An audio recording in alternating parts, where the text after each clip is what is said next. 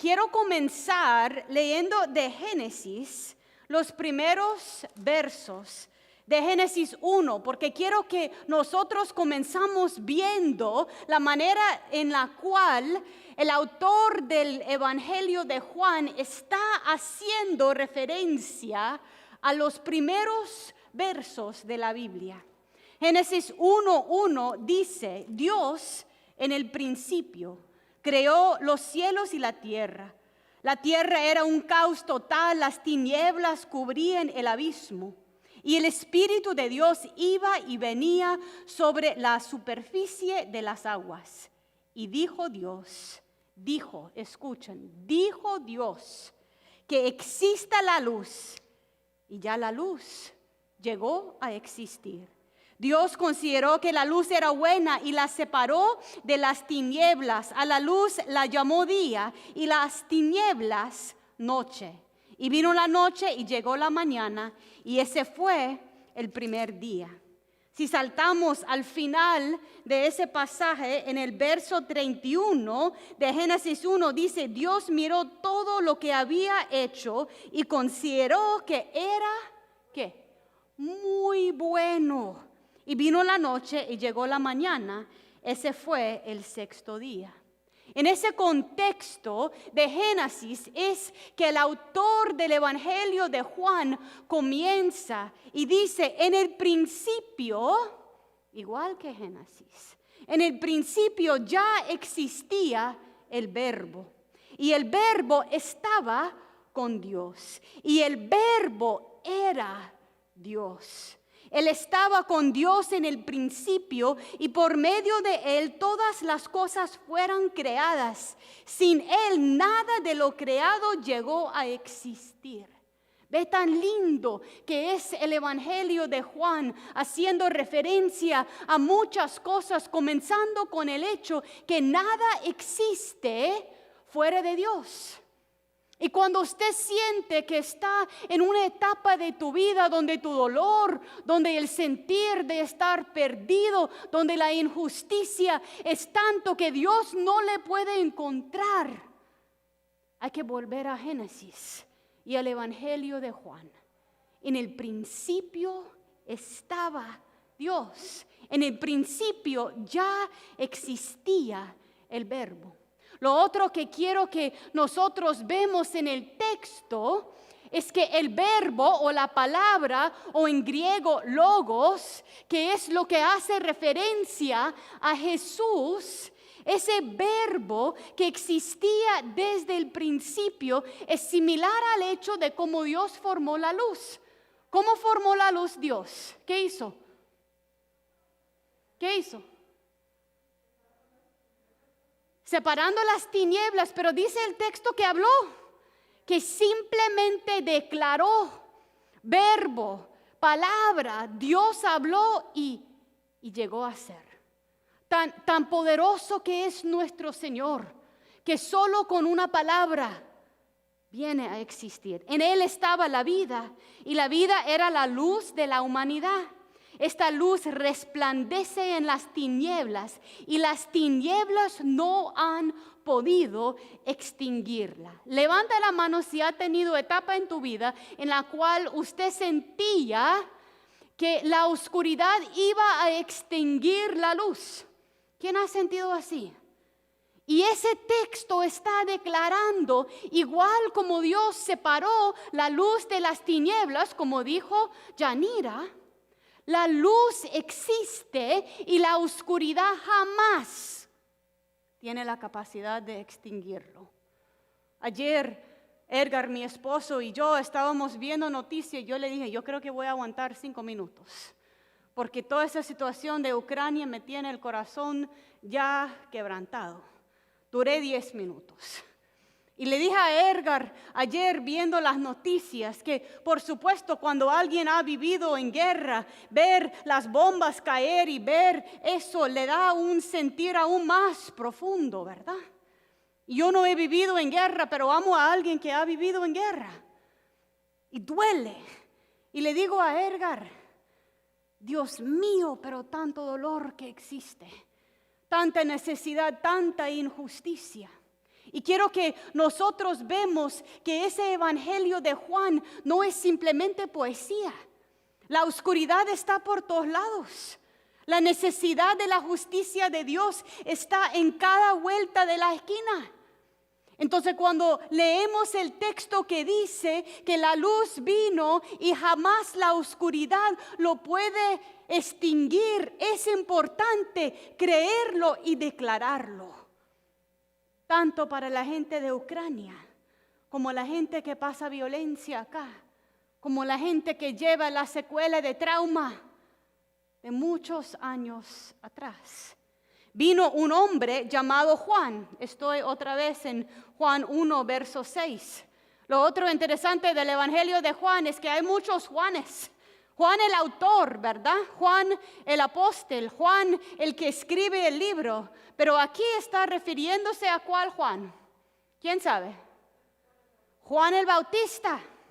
Entonces Juan el escritor está diciendo, vino un hombre llamado Juan el Bautista. Dios lo envió como testigo para dar testimonio de la luz a fin de que por medio de Juan el Bautista todos creyeron. Juan no era la luz, escucha bien. Juan no era la luz, sino que vino para dar testimonio de la luz. Esa luz verdadera, la que alumbró a todo ser humano, venía a este mundo. Quiero allí que tomamos pausa a reflexionar en Juan el Bautista. Muchas veces saltamos sobre su ministerio, pero leyendo para prepararme para hoy día, encontré un autor que decía, Juan el Bautista es el prototipo de lo que debemos de ser vos y yo. Porque Juan el Bautista no traía gente a sí mismo. Juan el Bautista siempre existía para apuntar a la gente a Dios. ¿Cuántos líderes, cuántos ministerios, cuántos pastores viven de tal manera que están trayendo la gente hacia ellos? Pero al fin de cuentas, ningún ser humano tiene la capacidad ni de sanar ni salvar. Juan el Bautista nos da la forma, la manera en que usted y yo debemos de estar señalando siempre hacia Dios. El que era la luz ya estaba en el mundo. Y el mundo fue creado por medio de él, pero el mundo no lo reconoció. Vino a lo que era suyo, pero los suyos no lo recibieron. Más a cuantos lo recibieron, a los que creen en su nombre, les dio el derecho de ser hijos de Dios. Usted y yo no somos ni esclavos, ni siervos, ni perdidos. Somos seguidores de la luz. Por lo tanto, somos hijos de Dios. Estos no nacen de la sangre, ni por deseos naturales, ni por voluntad humana, sino que nacen de Dios. Y el Verbo se hizo hombre y habitó entre nosotros. Y hemos contemplado su gloria, la gloria que corresponde al Hijo unigénito del Padre, lleno de gracia y verdad. Juan el Bautista dio testimonio de él y a voz en cuello proclamó, este es aquel de quien yo decía, el que venía después de mí es superior a mí porque existía antes que yo. De su plenitud todos hemos recibido gracia sobre gracia. Y la verdad nos han llegado por medio de Jesucristo. A Dios nadie lo ha visto nunca. ¿Quién ha visto a Dios en pleno? Nadie, ¿verdad? No podemos ver lo completo que es nuestro Dios. Pero el texto dijo, el Hijo unigénito, que es Dios y que vive en unión íntima con el Padre, nos lo ha dado a conocer. Conocemos a Dios por lo íntimo de nuestra relación con Jesucristo. Sigue el texto de Juan 1, pero comenzando con el verso 35, les recuerdo que todo eso está en sus programas. Es importante ver la riqueza de los textos bíblicos. Aquí ya el autor de Juan no está en la poesía haciendo referencia a Génesis, más bien está contando la historia de los primeros discípulos. Al día siguiente, Juan estaba de nuevo allí, Juan el Bautista, con 2 de sus discípulos. A ver a Jesús que pasaba por allí, dijo: aquí tienen al Cordero de Dios. Cuando los 2 discípulos de Juan le oyeron decir esto, siguieron a Jesús. Ve que los discípulos de Juan el Bautista comienzan a seguir a Jesús porque Juan el Bautista está señalando hacia la obra de Jesús. Jesús se volvió y al ver los que le seguían les preguntó: ¿qué buscan? Yo quiero que esa pregunta resuena en tu corazón. Que tu Señor Jesucristo se para enfrente de cada uno de nosotros y nos pregunta: ¿qué buscan? ¿Por qué vienen a la iglesia? ¿Qué buscan? ¿Por qué me siguen a mí? ¿Qué buscan? ¿Por qué quieren ser parte de una comunidad de fe? ¿Qué busquen? Yo no sé ustedes, pero en mi vida yo en momentos ni sé qué busco, solo sé que necesito más de lo que tengo enfrente. Que busquen, dice Jesús. Rabí, ¿dónde te hospedes? Rabí significa maestro. Vengan a ver, les contestó Jesús. Ellos fueron pues y vieron dónde se hospedaba Jesús. Y aquel mismo día se quedaron ellos con Jesús. Eran como las 4 de la tarde. Andrés, hermano de Simón Pedro, era uno de los 2 que al oír a Juan el Bautista habían seguido a Jesús. Andrés encontró primero a su hermano Simón y le dijo: hemos encontrado al Mesías, es decir, el Cristo. Luego lo volvió a Jesús, quien mirándolo fijamente le dijo: tú eres Simón, hijo de Juan, tercer Juan, serás llamado Cefas, es decir, Pedro. Al día siguiente Jesús decidió salir hacia Galilea, se encontró con Felipe y lo llamó: sígueme. Felipe era del pueblo de Betsaida, lo mismo que era Andrés y Pedro. Felipe buscó a Nataniel y le dijo: hemos encontrado a Jesús de Nazaret, el hijo de José, aquel a quien escribió Moisés en la ley y de quien escribieron los profetas. ¿De Nazaret?, replicó Nataniel. ¿Acaso de allí puede salir algo bueno? Qué ofensa a Jesús, ¿verdad? ¿Cuántas veces en tu vida Dios le ha hablado, Dios ha aparecido en tu vida y usted o yo hemos dicho: no puede ser Dios porque no va a aparecer en esa persona? ¿Le ha pasado? O que la obra de Dios comienza a manifestarse y usted y yo no tenemos ojos de verlo porque estamos esperando que sea de otra manera. Nada bueno puede venir de Nazaret, dice Nataniel. Aquí tiene a un verdadero. Cuando Jesús vio que Nataniel se acercaba, comentó: aquí tiene a un verdadero israelita en quien no hay falsedad. ¿De dónde me conoce?, le preguntó Nataniel. Antes de que Felipe te llamara, cuando aún estabas bajo la higuera, ya te había visto. O sea, Jesús sabía de dónde estaba Nataniel antes que Nataniel le contara nada. ¿Cuántas veces hemos reconocido la presencia de Dios cuando algo pasa milagrosamente en nuestras vidas y allí decimos: ay, Señor, perdóname, no entendía que era usted? Rabí, dice Nataniel, tú eres el Hijo de Dios, tú eres el Rey de Israel, declaró Nataniel. Jesús le dijo: ¿lo crees porque te dije que te vi cuando estabas debajo de la higuera? Vas a ver aún cosas más grandes que eso. Y añadió: ciertamente les aseguro que ustedes verán abrirse el cielo y ya los ángeles de Dios subir y bajar donde el Hijo de Hombre. Haciendo referencia a esa escalera de Jacob en Génesis 28. Voy a leer el pasaje de Juan 2 más luego, pero quiero comenzar hablando un poquito de ese evangelio de Juan. Es importante saber que el autor del evangelio de Juan el apóstol, es el discípulo más querido de Jesús. O sea, Juan es el hombre en la cual Jesús depositó a su mamá cuando estaba crucificado en la cruz. Juan es el discípulo que estaba a la par de Jesús. Juan es uno que comenzó como Andrés, como discípulo de Juan el Bautista, que llegó a seguirle a Jesús y su vida fue de por vida cambiado.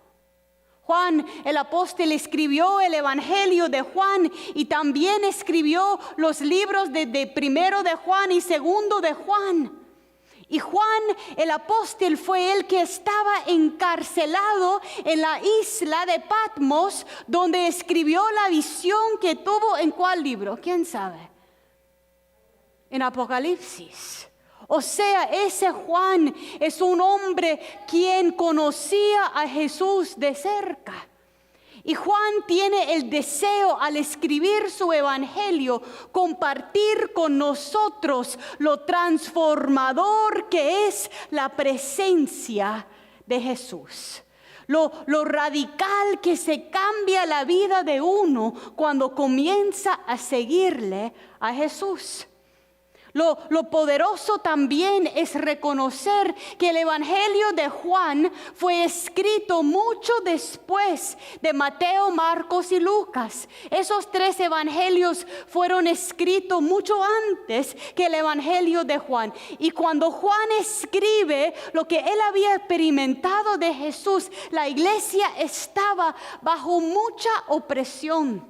La gente estaba siendo matado por convertirse al camino de Cristo.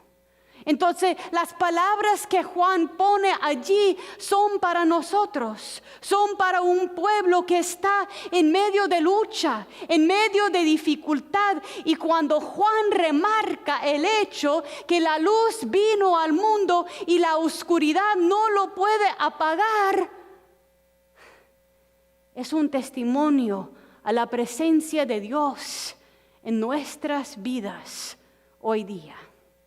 N.T. Wright es un teólogo de Inglaterra y él dice que para entender el Evangelio de Juan uno tiene que considerarlo como un scavenger hunt, como una búsqueda de tesoros. Yo no sé si ustedes han jugado un scavenger hunt, pero cuando yo era niña, todas mis fiestas de cumpleaños, mi papá siempre hacía una búsqueda de tesoros. Él en un papel escribía, si uno encuentra un saltamonte, lo pone en la bolsa de papel, uno recibe 50 puntos, era el premio. Saltamonte, y no era solamente verlo, uno tenía que agarrarlo y meterlo en la bolsa, ¿no? Uno que encontraba un gusano o una piedra que parecía corazón o una flor.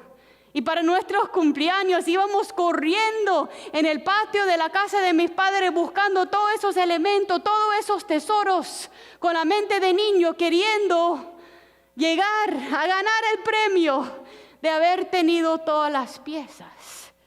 Quiero que ustedes piensen en el Evangelio de Juan como una búsqueda de tesoro, donde puede encontrar más y más de quién es nuestro Dios.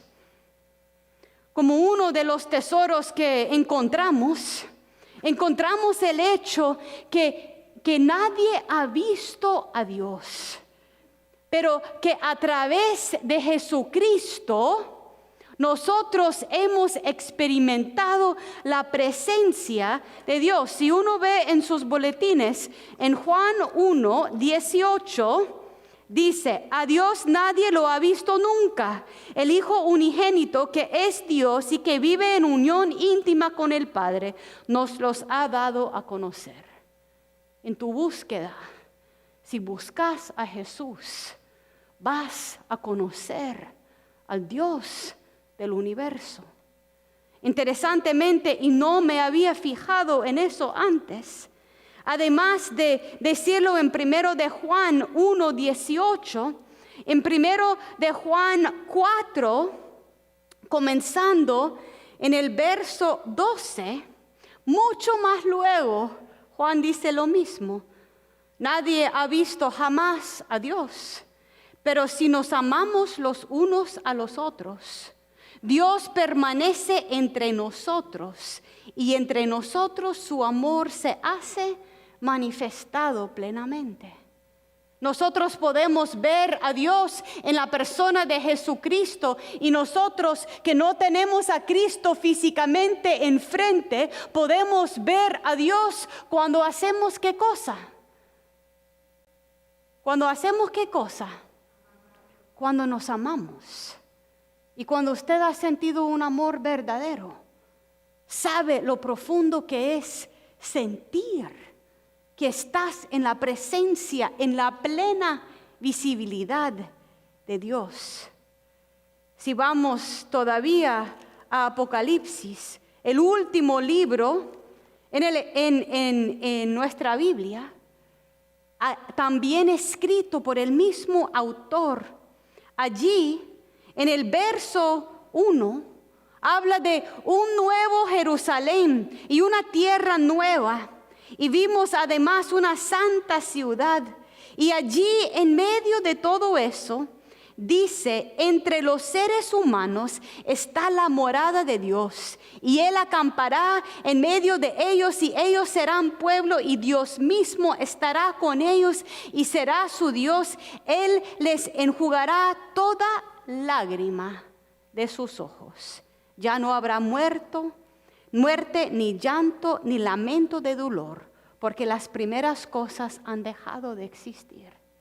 En la medida que buscamos a Jesús, encontramos a Dios encarnado en la persona de Jesús. Encontramos Dios presente en medio de nosotros cuando nos amamos uno al otro y encontramos la presencia, la morada de Dios en medio de nosotros en esa promesa última cuando Jesús viene y hay un nuevo cielo y una nueva tierra. Y encontramos que en ese momento Dios mismo va a quitar toda lágrima de nuestros ojos. Es poderoso seguirle a ese Dios. La siguiente cosa que quiero que reflexionamos es el poder de palabra. El Evangelio de Juan dice que el Verbo encarnado es Dios. Y muchas veces nosotros decimos que las palabras no hacen mucho, las palabras son vacías, la palabra de perdón no cuenta si no hay cambio de acciones. Pero ¿cuántas personas aquí han experimentado dolor por palabras feas de alguien? Levanta la mano.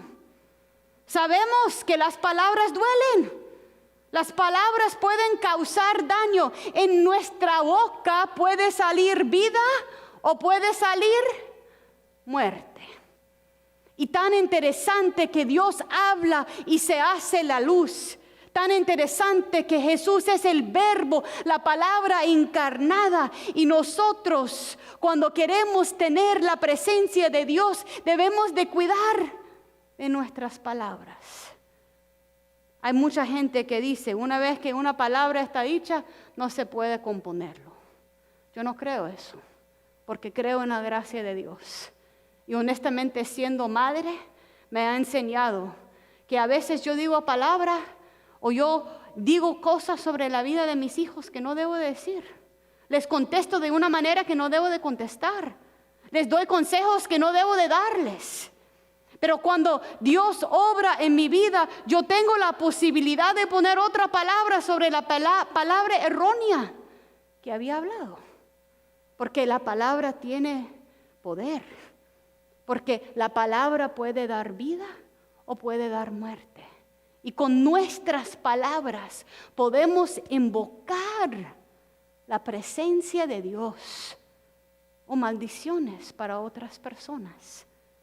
La tercera cosa que quiero que nosotros reflexionamos de ese texto de Juan tan importante es la esperanza que encontramos en esa declaración que la oscuridad no puede extinguir la luz. Y yo creo que en momentos como hoy es muy importante saber eso. Porque muchos de nosotros en momentos estamos tan lejos de donde queremos estar y tan difícil ver la luz. Aún en Ucrania, la oscuridad no apaga la luz. Aún en medio de tu ansiedad más profunda, la oscuridad no apaga la luz. Aún en medio de tus peores errores, porque todos los hemos cometido, la oscuridad no apaga la luz. Porque la luz es Dios. Y Dios es del principio hasta la eternidad. Quiero terminar profundizando en la palabra de Juan 2, ese relato de Jesús en la boda. Y quiero que en escuchar esas palabras buscamos los tesoros, la información que puede cambiar nuestro ser en nuestro andar con Jesús. Si ven en sus programas hoy día, Juan 2, comenzando con el verso 1, al tercer día, ahí paro. ¿Qué pasó en el tercer día en Semana Santa? La resurrección de Jesucristo. No pierdan los detalles. El Evangelio de Juan está lleno de señales de quién es Dios. Al tercer día se celebró una boda en Caná de Galilea y la madre de Jesús se encontraba allí.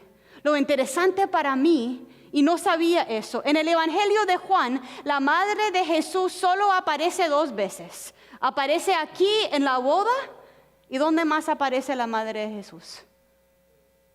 Al pie de la cruz. Solamente 2 veces. En el comienzo, en el fin de su ministerio en la tierra.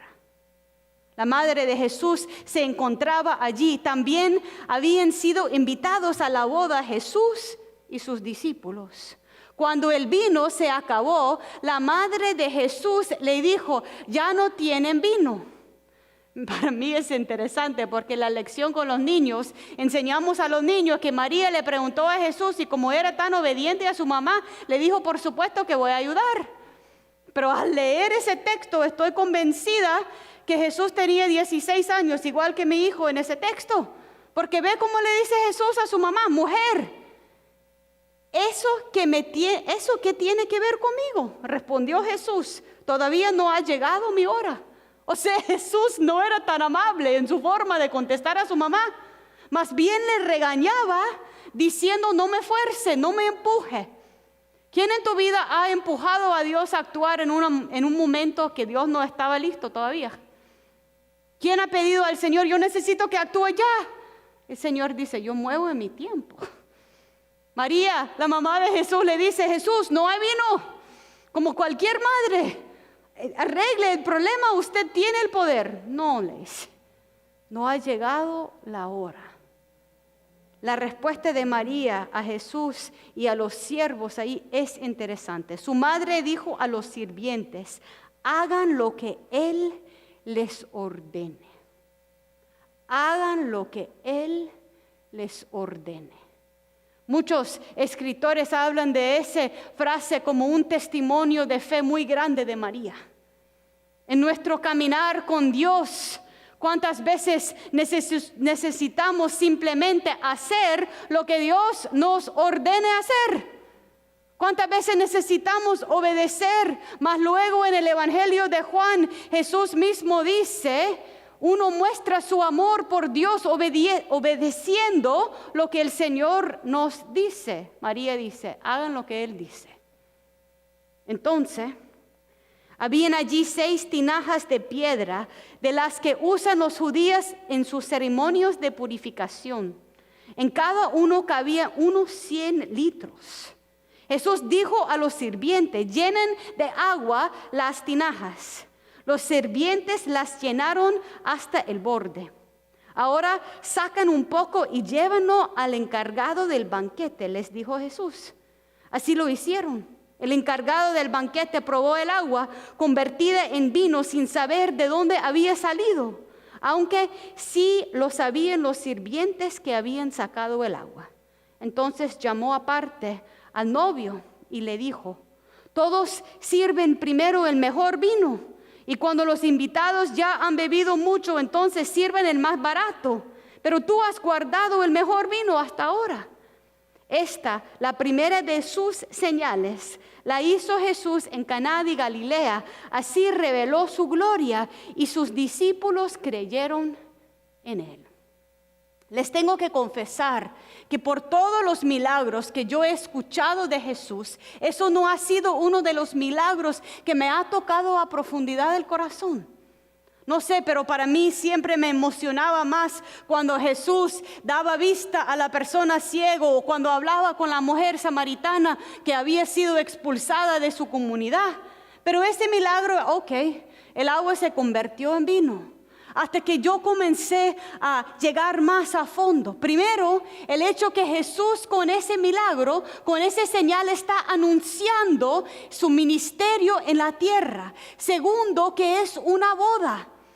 Ustedes se acuerdan que la iglesia es la novia de ¿quién? Jesucristo. La iglesia es conocida como la novia de Cristo, mas luego hay textos bíblicos que dicen que la iglesia va a ser saliente como una novia vestida por su novio. La iglesia es la novia de Jesucristo y en esa boda Jesús está diciéndonos, aquí comienza. Y en esa boda no hay que perder de vista que cuando Jesús vuelva otra vez, todas las imágenes que tenemos son de un banquete celestial. Aún en la liturgia de la Santa Cena decimos que vamos a estar todos en un banquete celestial con Jesús. O sea, el metáforo que Dios usa para comunicarnos que va a ser estar en su plena presencia. Es una boda, un banquete, el gozo. Siempre me hace pensar en Julia, que le gusta la fiesta. Va a ser fiesta con Jesús. Esa es la imagen de la comunidad de Cristo.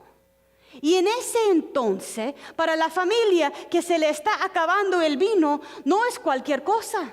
En ese tiempo, los invitados pueden hasta multar a los anfitriones si lo que ellos proveen en la boda no es suficiente. Jesús les saca de ese problema, pero quiero que observen otra cosa. ¿Quién se da cuenta del milagro de Jesús? ¿Quién sabe? ¿Quiénes son las personas que saben lo que hace Jesús? Solamente los sirvientes. Ni el novio, ni los invitados, ni el público. El primer milagro de Jesús fue un milagro hecho a la vista de personas que tal vez se considerarían ellos mismos no importantes.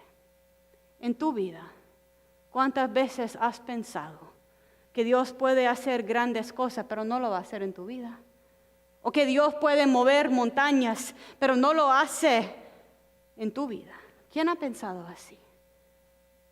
El primer milagro que Jesús hace, las únicas personas que se dan cuenta son los hombres y las mujeres que llenan las jarras de agua y ven que al moverlo, el agua se convierte en vino.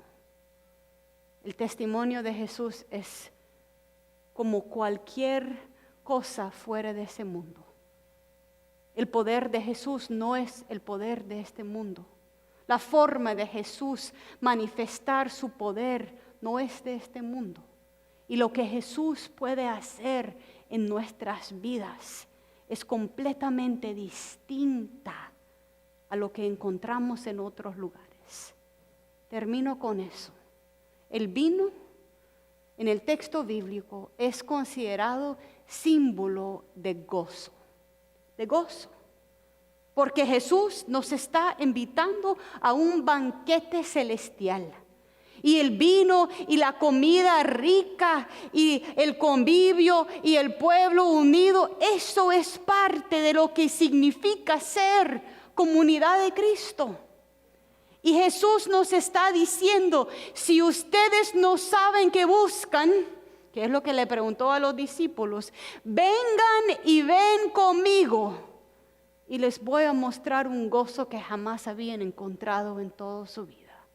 Un gozo de mi presencia encarnado con ustedes. Ese Cuaresma, como iglesia, vamos a estar llenando 3 cajas en nuestras casas. Y yo les invito a cada familia, a cada hogar, tener 3 cajas. Y las cajas van a tener estas cosas. Primero, en una de las cajas va a poner 40 cosas que tienen de sobra que puede compartir con otra persona. Y tienen que ser buenas cosas. ¿Quién tiene cosas extra en tu casa que debe de compartir con alguien? ¿No? Eso puede ser comida extra que no necesita. Puede ser zapatos que nunca te has puesto. Puede ser toda esa ropa que por 2 años no usaste porque andaba en pijama en medio de COVID. Puede ser cualquier cosa en tu casa, pero que no sea cosa de basura, ¿verdad? Sea bendición que compartimos con otros. 40 cosas sobre los 40 días de Cuaresma, menos los domingos, porque los domingos vamos a estar todos aquí en Baquiente Celestial, ¿verdad? Segunda caja, quiero que aquí pongamos las cosas que no necesitamos y no debemos de tener en nuestras vidas. Y ese puede ser hasta unas tarjetas donde escribe las cosas. Aquí voy a poner la negatividad, porque la negatividad no lo necesito ya en mi vida. Aquí voy a poner el miedo, que no va a haber suficiente. No va a haber suficiente vino, no va a haber suficiente tiempo, no me voy a dar abasto por todo lo que hay. Aquí voy a poner las cosas de lo cual quiero quitar de mi vida. Y de último, aquí son las cosas que quiero agregar.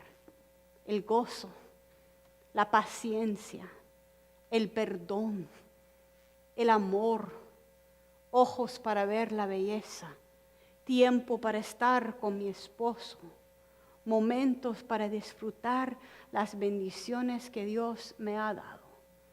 Fue el Papa Francisco que dijo el Cuaresma pasado, ayunamos de las cosas como negatividad, como falta de perdón, como enojo, como diferencia, y más bien tomamos la misericordia, el amor, el gozo y la paz.